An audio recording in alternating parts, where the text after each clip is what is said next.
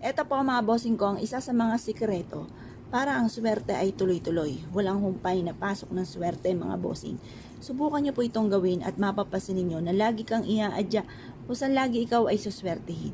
Maraming blessing ang darating bukod sa inyo pong sipag at tiyaga at pananalig sa mahal na Panginoon ay sabayan nyo ng ganito mga pampaswerte at ia-adya naman kayo nito kung saan lagi kayo ay suswertehin.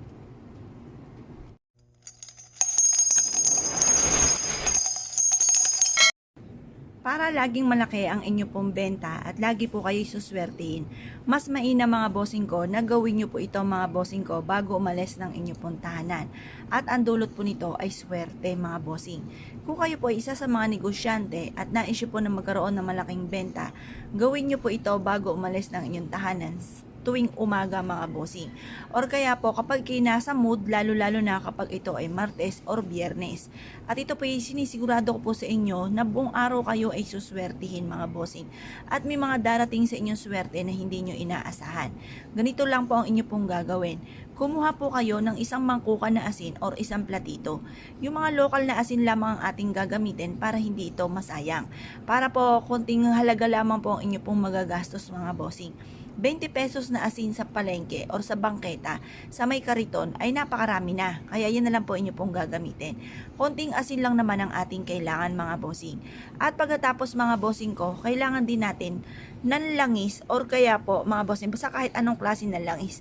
Kung mapapasin ninyo, konting-konti na lang tong langis ko at ito po isa sa mga sikreto ko na ginagawa bago umalis ang tahanan mga bossing. Ang gagawin nyo lamang po mga bossing ko ay mainam na ihaplos nyo po muna mga bossing ko ang asin sa inyo pong mga palad. Yan.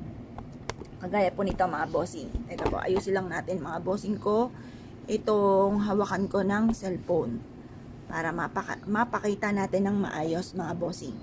Ganito po ang inyo pong gagawin. Ihaplos nyo lamang po ito mga bossing ko sa inyo pong palad. Alisin po muna natin ang mga negatibong enerhiya sa inyo pong palad na nagdudulot ng kamalasan sa araw-araw na ginagawa po ninyo ay parang lagi na lamang pong pansin po ninyo ay mailap ang swerte. Kaya palapitin po natin ang swerte. Ihaplos nyo lamang po ito mga bossing ko sa inyo pong palad. At pagkatapos ito mga bossing ko, habang kayo po yung naghahaplos na ganyan, tinatanggal natin ang kamalasan, paulit-ulit ka nagwi-wish na magkakaroon ako ng maraming pera at kailanman na hindi na ako mauubusan ng pera, lagi akong suswertihin. Pagkatapos po niyan, kapag po ito yung naipahid nyo na mga bossing, kunin nyo po itong baby oil mga bossing ko at magpahid kayo sa inyong palad para manuot mga bossing ko, dumikit ang swerte mga bossing. Yan. Ngayon pa mga bossing, ang gagawin nyo lamang, ihahaplos nyo po ito sa inyo pong palad. Kagaya po nito mga bossing.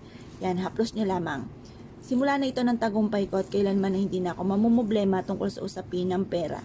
Ugaliin nyo po ito na gawin mga bossing ko at mapapansin nyo po mga bossing ko na instead na nagiging mailap sa inyong swerte ay mas higit kayo nalalapitan ng swerte at mapapansin niyo po na mas magiging magaan ang daloy ng pera. Bagamat nabibili nyo lahat ang mga pangangailangan at tunay namang nababawasan ng ating pera, ay may mga dumarating na hindi nyo inaasahan na solusyon kagad sa mga problema. Kaya mas mainam po mga bossing ko ay meron kayong mga ganitong mga pamamaraan upang sa ganon ay maiwasan nyo kung ano man ang mga matagal nyo nang pinoproblema mga bossing lalo na tungkol sa usapin ng pera. Ngayon pa mga bossing ko kayo po naniniwala, bago kayo umalis ng inyong tahanan, ay mainam na subukan nyo po muna itong gawin. Kaya kung kayo po naniniwala at naisyo po itong gawin, ay siya mga bossing, good luck po sa inyo po lahat.